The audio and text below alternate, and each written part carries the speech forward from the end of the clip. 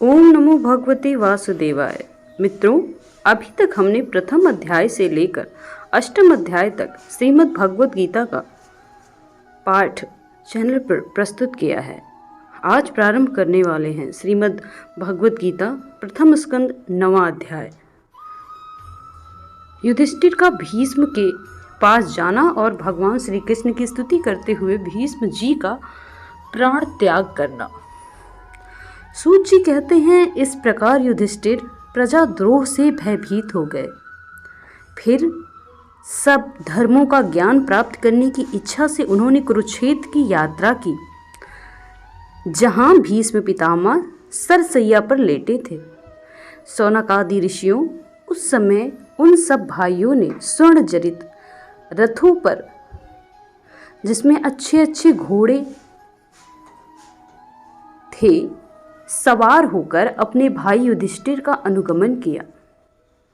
उसके साथ व्यास, धौम्य और ब्राह्मण भी थे। शौनक जी अर्जुन के साथ भगवान श्री कृष्ण भी रथ पर चढ़ चले। उन सभी भाइयों के साथ महाराज युधिष्ठिर ऐसी शोभा चहुदिशाओं में फैली कि सबका मन प्रफुल्लित हो उठा, मानो यक्षों से घिरे हुए स्वयं कुबेर जी आ रहे हों। अपने अनुचरों और भगवान श्री कृष्ण के साथ वहां जाकर पांडवों ने देखा कि भीष्म पितामह स्वर्ग से गिरे हुए देवता के समान पृथ्वी पर पड़े हुए। उन लोगों ने उन्हें प्रणाम किया। शौनक जी उस समय भरतवंशियों के गौरव रूप भीष्म पितामह को देखने के लिए सभी महर्षि, देवर्षि और राजर्षि वहां आए। पर्वत, नारद, धौम्य, भगवान व्यास, बृहद्रथ, भरद्वाज, शिष्यों के साथ परशुराम जी, वशिष्ठ, इंद्रप्रमद, त्रित, गृहस्थमद, आसित, कक्षिवानम, गौतम, अत्रि, विश्वामित्र, सुदर्शन तथा और भी सुखदेव आदि शुद्ध हृदय महात्मागण एवं ऋषियों के सहित कश्यप, अंगीरा पुत्र बृहस्पति आदि मुनिगण भी वहां पधारे। भीष्म पितामह धर्म को और देश काल के विभाग को, कहाँ किस समय क्या करना चाहिए, इस बात को जानते थे। उन्होंने उन बड़भागी ऋषियों को सम्मिलित हुआ देख उनका यथा योग्य सत्कार किया।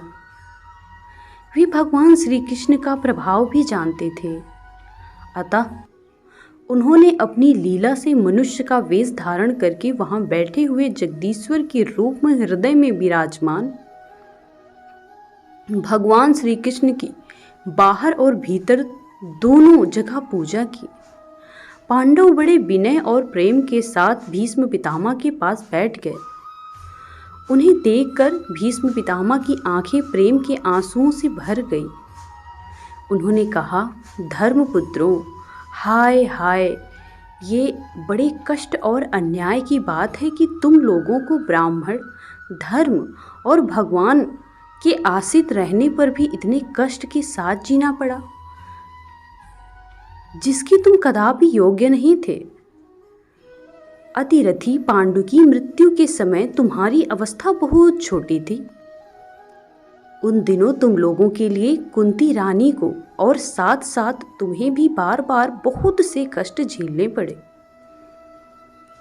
जिस प्रकार बादल वायु के वश में रहते हैं, वैसे ही लोक परलोक सहित सारा संसार काल भगवान के अधीन है। मैं समझता हूं कि तुम लोगों के जीवन में ये अप्रिय घटनाएं घटित हुई हैं, वे सब उनकी लीला है। नहीं तो जहां साक्षात धर्मपुत्र राजा युधिष्ठिर हो, गदाधारी भीमसेन और धनुर्धारी अर्जुन रक्षा काम कर रहे हों, गांडीव धनुष हो और स्वयं श्री कृष्ण सुहद हो, भला वहां की विपरीत संभावना है। ये काल रूप श्री कृष्ण का कब क्या करना चाहते हैं, इस बात को कभी कोई नहीं जानता। बड़े बड़े ज्ञानी भी इसे जानने की इच्छा करके मोहित हो जाते हैं। युधिष्ठिर, संन्यास की ये सारी घटनाएं ईश्वर इच्छा के अधीन है। उसी का अनुसरण करके तुम इस अनाथ प्रजा का पालन करो, क्योंकि अब तुम ही इसके स्वामी और इसे पालन करने में समर्थ हो। ये श्री कृष्ण साक्षात भगवान हैं। ये सबके आदि कारण और परम पुरुष नारायण हैं। अपनी माया से लोगों को मोहित करते हुए यदुवंशियों में छिपकर लीला कर रहे हैं। इनका प्रभाव अत्यंत गूढ़ एवं रहस्यमय है।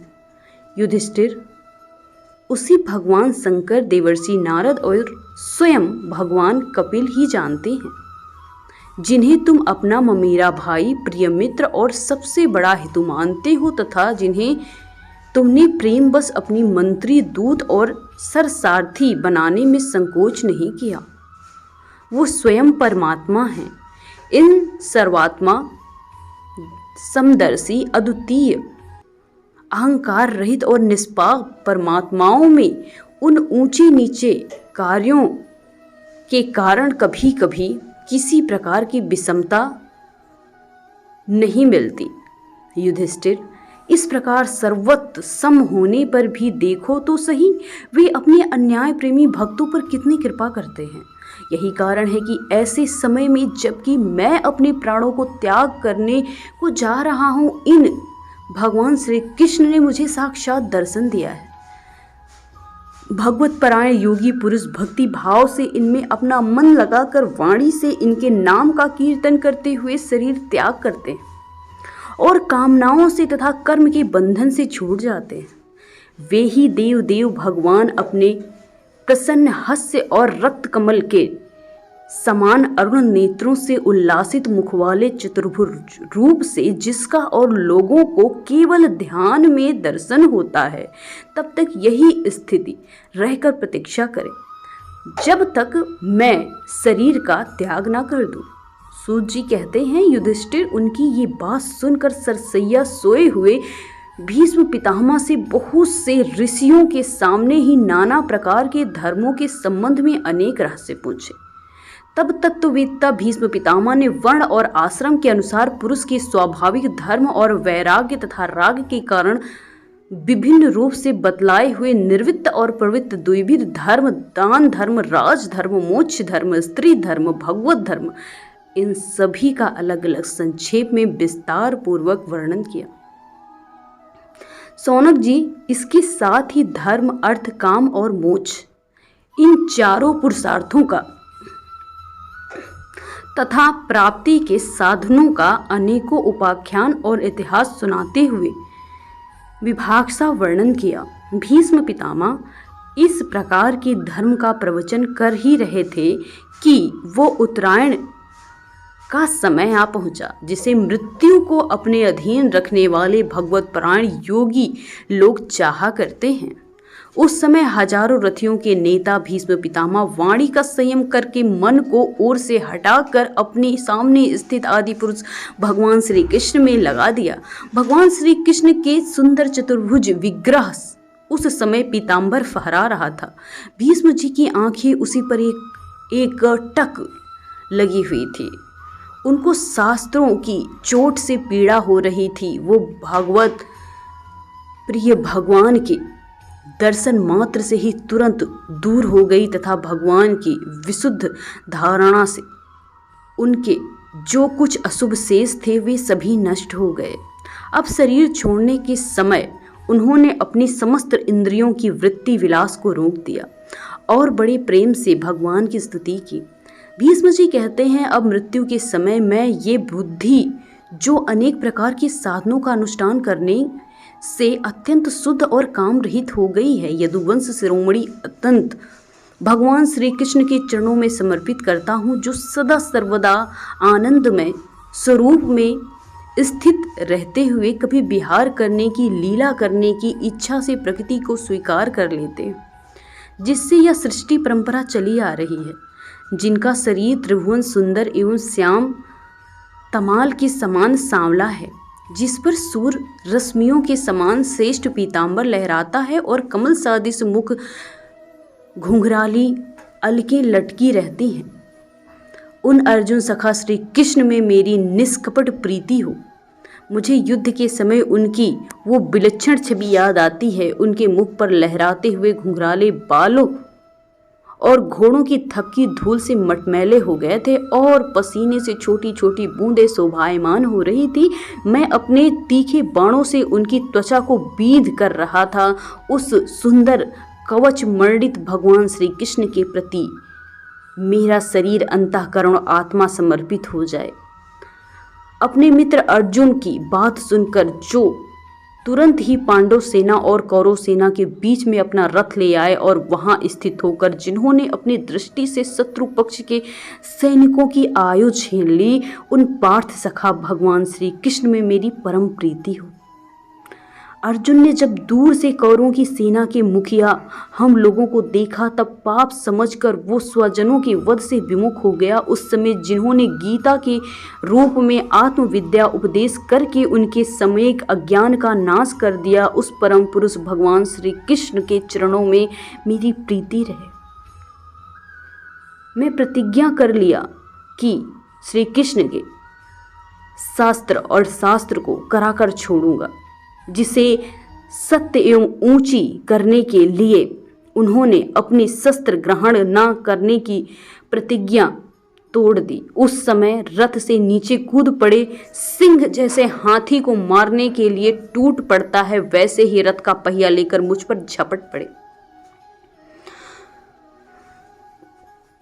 उस समय वे इतने वेग से दौड़े और कंधे का दुपट्टा गिर गया और पृथ्वी कांपने लगी। मुझ अत्याई ने तीखे बाण मार मार कर उनके शरीर का कवच तोड़ डाला, जिससे सारा शरीर लहूलुहान हो गया। अर्जुन के रोकने पे भी बलपूर्वक मुझे मारने के लिए मेरी ओर दौड़े आ रहे थे वे भगवान श्री कृष्ण, जो ऐसा करते हुए भी मेरे प्रति अनुग्रह और भक्त वत्सलता से परिपूर्ण थे। मेरी एकमात्र गति हो, आश्रय हो। अर्जुन के रथ की रक्षा में सावधान जिन श्री कृष्ण के बाएं हाथ में घोड़ों की रास थी और दाहिने हाथ में चाबुक, इन दोनों की शोभा से उस समय जिनकी अपूर्व छवि बन गई थी तथा महाभारत युद्ध में मरने वाले वीर जिनकी इस छवि का दर्शन करते रहने के कारण सर्वरूप मोक्ष को प्राप्त हो गए, उन्हीं पार्थ सारथी भगवान श्री कृष्ण में मुझे मरणासन की परम प्रीति हो, जिनकी लटकती सुंदर चाल,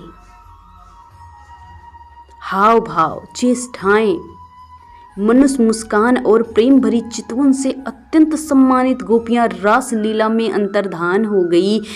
जाने पर प्रेम माद से मतवाली होकर जिनकी लीलाओं का अनुकरण करके तन्मय हो गई थी, उन्हीं भगवान श्री कृष्ण को मेरा परम प्रेम हो। जिस समय युधिष्ठिर का राजसूय यज्ञ हो रहा था, मुनियों और बड़ी बड़ी राजाओं से भरी हुई सभा में सबसे पहले सबकी ओर से इन्हीं सबके दर्शनीय भगवान श्री कृष्ण की मेरी आंखें सामने पूजा हुई थी। वे ही सबके आत्मा प्रभु आज इस मृत्यु के समय मेरे सामने खड़े हैं। जैसे एक ही सूर्य अनेक आँखों से अनेक रूपों में दिखते हैं, वैसे ही अजन्मा भगवान श्री कृष्ण अपने ही द्वारा रचित अनेक वास्तव में तो वे एक और सबके हृदय में विराजमान ही हैं। उन्हीं इस भगवान श्री कृष्ण में भेद भ्रम रहित होकर प्राप्त हो गया हूँ।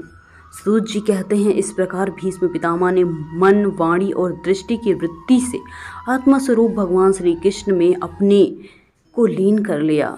उनके प्राण वहीं विलीन हो गए और वो शांत हो गए। उन्हें अनंत ब्रह्म में लीन जानकर सब लोग वैसे ही चुप हो गए जैसे दिन के बीत जाने पर पक्षियों का कलरव शांत हो जाता है। उस समय देवता और मनुष्य नगारे बजाने लगे।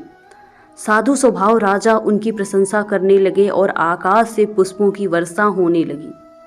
सौनक जी युधिष्ठिर ने उनके मृत शरीर की अंत्येष्टि क्रिया कराई और कुछ समय के लिए शोक मग्न हो गए। उस समय मुनियों ने बड़े आनंद से भगवान श्री कृष्ण की उनके रहस्यमय नाम ले लेकर स्तुति की। इसके पश्चात अपने हृदय को श्री कृष्णमय बनाकर अपने अपने आश्रम को लौट गए। तदंतर भगवान श्री कृष्ण के साथ युधिष्ठिर हस्तिनापुर चले आए और उन्होंने वहां अपने